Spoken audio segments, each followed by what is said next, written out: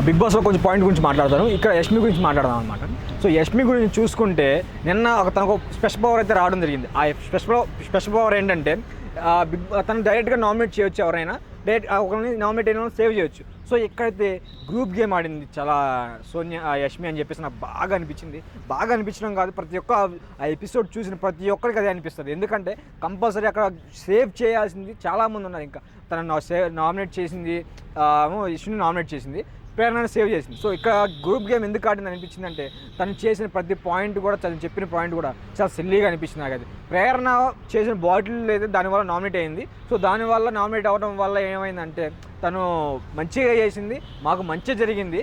But అయినా సరే తను అలా నామినేట్ అవ్వడం కరెక్ట్ కాదని చెప్పి నేను ప్రేరణని సేవ్ చేస్తానని చెప్పి ప్రేరణని సేవ్ చేసింది. అలా విష్ణు ప్రతిదానికి ఏడుస్తుంది, టాస్క్ నాకు చెయ్యాలి, అది చేయకపోతే ఎలాగా అని చెప్పేసి దానికి ఏడవడం నాకు నచ్చలేదు అని చెప్పేసి విష్ణు అయితే నామినేట్ చేసింది డైరెక్ట్గా. సో ఇక్కడైతే నాకు బాగా బాగా బలంగా అనిపించింది అన్నమాట. ఎందుకంటే ఆ ఆట అసలు తనకు కరెక్ట్ కాదు. ఎందుకంటే సేఫ్ గేమ్ తనను సేవ్ చేయాల్సిన పాయింట్ ఏంటంటే తనకన్నా అసలు సిల్లీ పాయింట్స్కి నామినేట్ అయిన వాళ్ళు ఇంకా మిగతా ఇద్దరు ఉన్నారు. సో వాళ్ళిద్దరు సేవ్ చేయొచ్చు కదా. సిల్లీ నామినేషన్ ఇది తన పాయింట్ ఉంది. ఒక పాయింట్ ఆఫ్ వ్యూ చూసుకుంటే సీత మాట్లాడింది కరెక్టే, ఎవరికైనా ఉంటుంది పాయింట్.